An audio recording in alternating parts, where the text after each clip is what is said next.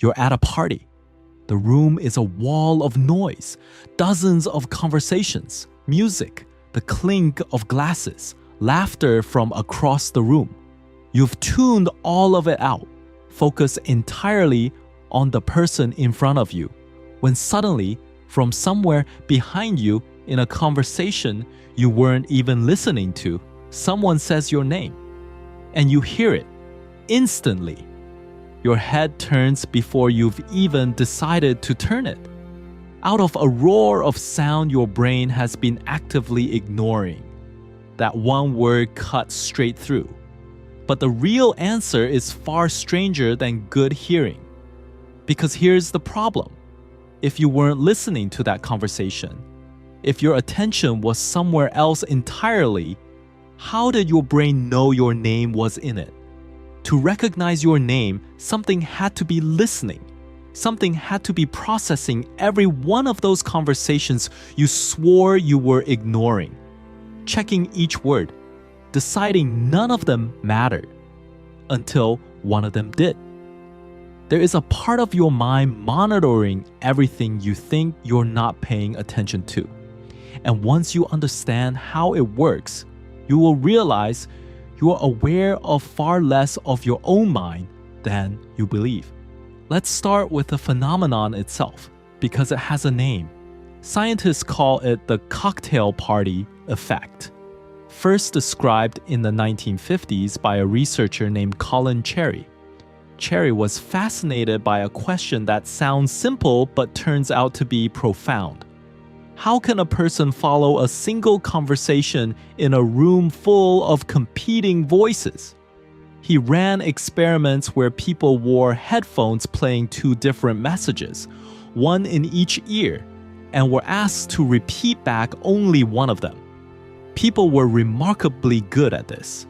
They could lock onto one stream of speech and shadow it word for word, while the other ear became seemingly just noise. But then came the strange part. When researchers later asked people what had been in the ignored ear, they remembered almost nothing.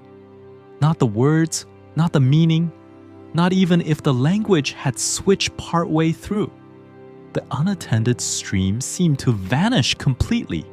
And yet, if the person's own name was slipped into that ignored ear, a significant number of them noticed it.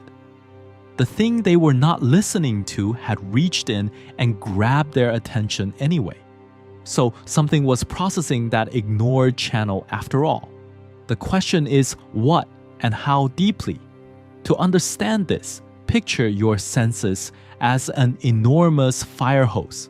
At every moment, your ears alone are delivering a torrent of sound, far more than your conscious mind could ever handle. Your brain cannot deeply analyze all of it. If it tried, you'd be paralyzed, drowning in detail. So it does something clever. It builds a filter. The filter lets a small amount of information through to your full conscious attention, the conversation you've chosen to follow, and it turns the volume down on everything else. For decades, scientists argued about where in the process this filter sits. One early idea, proposed by a researcher named Donald Broadbent, was that the filter is early and brutal. It blocks unattended sounds almost immediately, based on simple physical features like which direction they come from, or the pitch of a voice before the brain ever figures out what the words mean. Clean and efficient. But the name problem breaks this model. If unattended sound is blocked before meaning is processed, your name in the other ear should be just as lost as any other word. Yet, it isn't. Somehow your name's meaning was extracted from a channel that was supposedly filtered out. This led to a better model developed by a researcher named Anne Treisman. She proposed that the filter doesn't fully block the unattended streams. It just turns them way down. It attenuates them, like lowering a dial rather than flipping a switch. The ignored conversations are still being processed quietly in the background, still being checked for meaning, but at a low volume that normally never reaches your awareness. Most words at that low volume don't have enough significance to break through, but some words have a permanently lowered threshold. They are so important to you that even a faint background level detection is enough to trigger a full alarm. Your name is the most powerful of these. You have heard it attached to yourself hundreds of thousands of times. Its threshold is set lower than almost any other sound. So even a whisper of it in an ignored corner of the room is enough to seize the spotlight of your attention. Think about what this actually means. It means there is a vast, silent process running underneath your awareness at all times, listening to everything, analyzing the meaning of sounds and words you have no conscious knowledge of, and deciding moment by moment what is worth bothering you about. You experience the result, the sudden turn of your head, but never the work. The work happens in the dark. And it isn't only your name. The same lowered threshold can apply to other deeply significant words.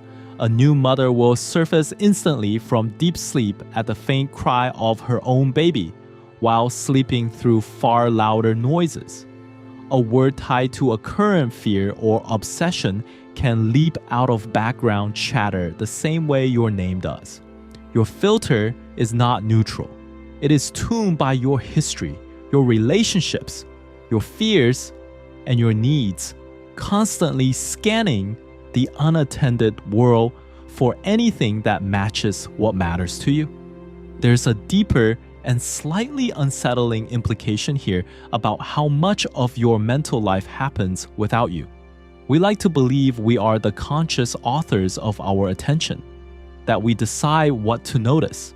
But the cocktail party effect reveals a different arrangement. Your conscious attention is more like a spotlight on a stage, illuminating one small area, while a vast crew works in the surrounding darkness, deciding what gets pushed into the light. You didn't decide to notice your name.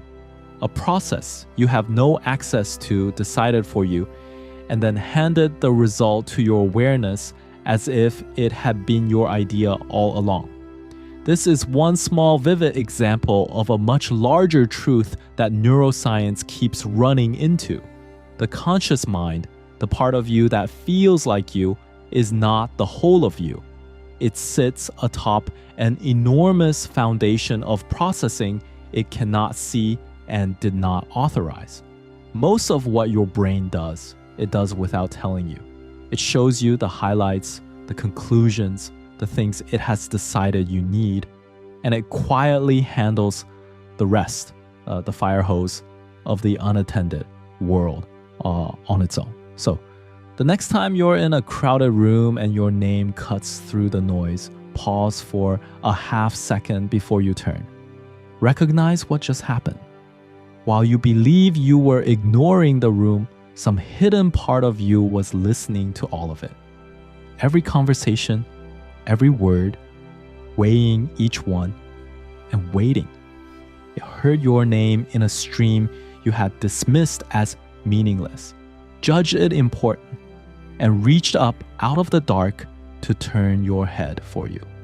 You think of yourself as the one paying attention, but the truth is stranger and humbler than that. You are not the listener at the party. You are the one who gets tapped on the shoulder by a part of yourself you've never met, who has been listening the entire time to everything, and who decides, without ever asking you, which single word out of the thousands in the air is finally worth waking you up for.